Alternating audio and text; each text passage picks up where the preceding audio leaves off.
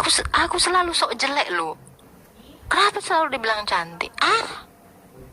Jangan, tolong naik ke atas room ini, jangan bilang aku cantik. Udah aku jelek-jelek kan. Udahlah aku berak depan kalian, kentut depan kalian, ngupil depan kalian. Apa yang jelek-jelek udah aku tunjukkan. Jangan lagi sebut aku cantik, nggak suka. Ya,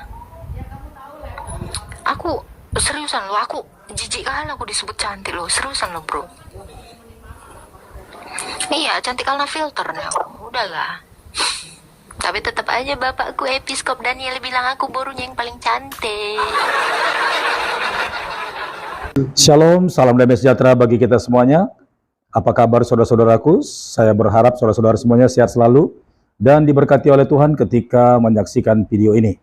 Terima kasih sebelumnya kalau sudah mengklik dan menonton video ini, karena dengan menonton video ini, saudara-saudara semuanya telah ikut mendukung Pastor Daud melayani dalam media sosial. Dan saya berdoa saudara-saudara semuanya, dimanapun saudara berada, sehat selalu dan diberkati oleh Tuhan. Udah aku bilang, aku udah puas dibilang bapakku, aku anak borunya yang cantik. Udah. Aku gak butuh lagi dari kalian. Udah puas kalau aku. Halo Bope. Iya, selamat malam Ibu. Ya, shalom. Iya, saya mau bertanya, Mangga. apakah setelah Bunda Maria melahirkan Tuhan Yesus, terus tidak menikah dengan Yusuf begitu suaminya? Loh, dia kan sudah menikah, dia kan tunangan Yusuf, tetapi dia tidak menikah penuh. Jadi Yusuf itu hanya menjaga marwahnya Maria sampai dia melahirkan inkarnasi dari Kristus. Jadi tidak berhubungan badan, makanya dikatakan Maria ini perawan selama-lamanya. Nah, Bahkan terus, setelah melahirkan pun dia tetap perawan. iya, saya tahu itu Ibu. Terus di Markus 6 ayat 3 itu, ya, Markus 6 ayat 3 itu bilang begini, Ibu, saya bacakan ya. Ya. Ya, Yesus ditolak di Nazaret, ayat yang ketiga, bukankah ia ini tukang kayu anak Maria, saudara Yakobus, Yoses, Yudas, dan Simon?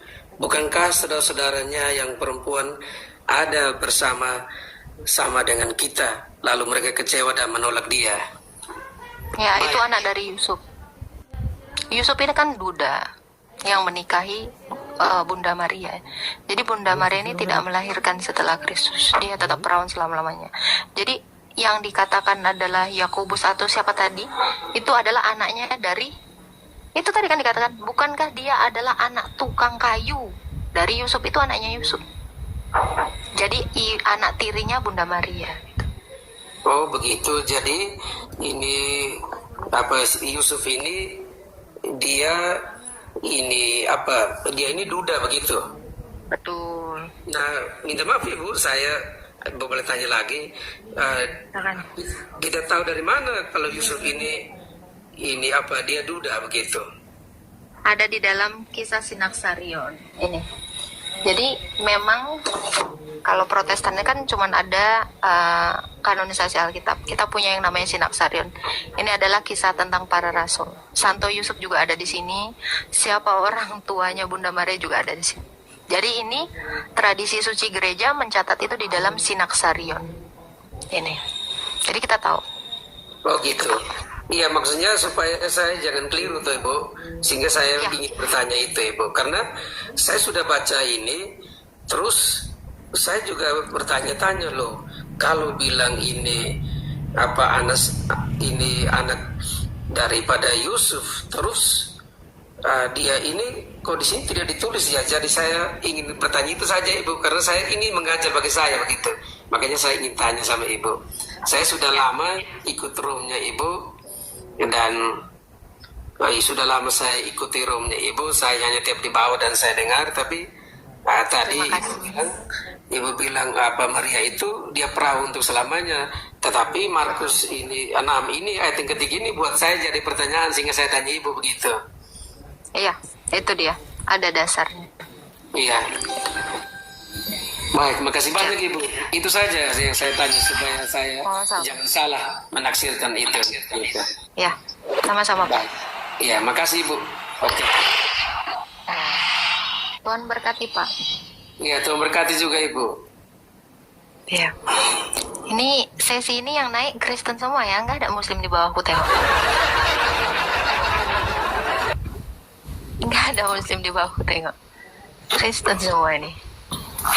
Oke, halo Haji Aritonang. Ini mungkin Pak Haji ya. Bukan, Hendrik Aritonang itu. Salam Mbak Agatha. Shalom. Gimana Ya, sehat silakan, Mbak Agatha? Oke, saya mau nanya ada di kejadian 6. Ya. Kejadian 6 ayat 1 sampai 8 di situ ada disebutkan anak-anak Allah melihat anak-anak perempuan manusia. Ya. Terus ada disebutkan raksasa. Minta tolong penjelasannya Mbak Agatha. Coba baca dulu. Kejadian 6 Ayat 1 sampai 8 kurang lebih seperti ini.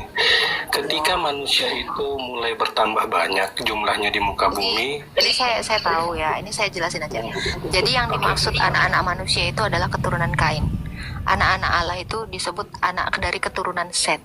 Ya, di zaman itu memang ada raksasa gitu.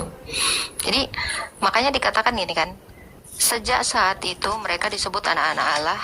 Nih ya. Nih. Kejadian 4 ayat 26, lahirlah seorang anak laki-laki bagi Set, dan anak itu dinamainya Enos. Waktu itulah orang mulai memanggil nama Tuhan. Nah, ini yang disebut anak-anak Allah itu adalah keturunan Set. Anak-anak manusia itu adalah keturunan Kain. Gitu. Jadi pada saat itu memang ada raksasa. Coba yang Anda katakan raksasa itu di ayat berapa? Saya udah jelasin sih kemarin ini. Gimana Pak? Di unmute dulu Pak. Oke, yang raksasa itu di Kemarin saya baca ini. ayat 4. Ayat 4-nya ini ya. Pada waktu itu orang-orang raksasa ada di bumi. Nah, ini kan, waktu itu memang ada raksasa, betul. Ya. Dan juga pada waktu sesudahnya ketika anak-anak Allah menghampiri anak-anak perempuan manusia ini, anak keturunan Set dan anak keturunan Kain. Dan jadi di zaman anak-anak keturunan Set dan Kain ini menghampiri, di situ di zaman itu ada raksasa, itu maksudnya. Jadi cara membacanya seperti itu. Oke, makasih Mbak Agatha, saya coba belajar dulu lagi nih. Iya, jadi gitu. Jadi bacanya itu sebenarnya enak kalau kita runut gitu ya. Jadi ketika itu, pada waktu itu orang-orang raksasa ada di bumi. Nah, ini kan Tuhan mau menjelaskan itu. Pada waktu kapan itu? Pada waktu anak-anak Allah menghampiri anak-anak manusia. Gitu. Ini maksudnya. Jadi bacanya memang hati-hati. Ada lagi yang mau ditanyakan Pak Haji Aritonang? Bukan Haji. Oke. Ya, Mbak Agatha. Makasih ya, saya turun. Nah, sama-sama Pak. Tuhan berkati Pak. Kok gue hari ini manis banget ya? Hari ini manis banget, nggak ada nih kan, langsung nih kan, naikkan pagan, kan? Yang minta naik nggak ada yang pagan gitu loh. Halo Kak Priska. Halo Kak. Halo, Shalom. Halo, Kak Priska. Udah ketiduran kayaknya, dia nunggunya terlalu lama. Udah kelamaan dia. Nggak ada pagan hari ini. Serius lah. Ini serius, ini dari tadi nggak ada pagan. Oke, aku mau dekalem. Kalau pohon kayu. Shalom, selamat malam. Halo. Iya, Kok kira kau pagan ah?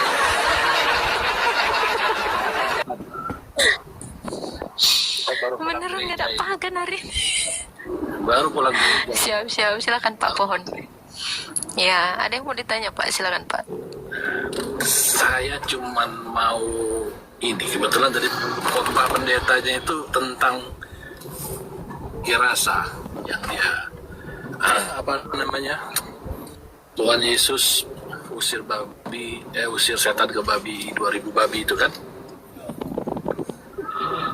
Halo.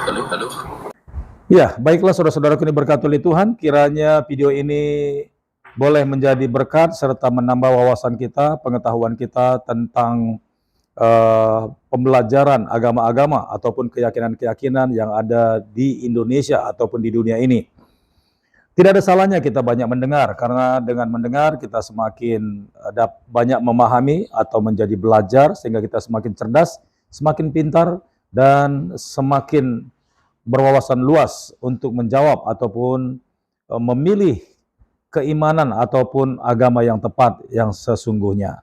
Baik saudara-saudara ini berkat oleh Tuhan, sampai di sini video yang Pastor Daud upload. Kiranya video ini boleh menjadi berkat. Sampai jumpa di video berikutnya. Tuhan Yesus memberkati. Shalom.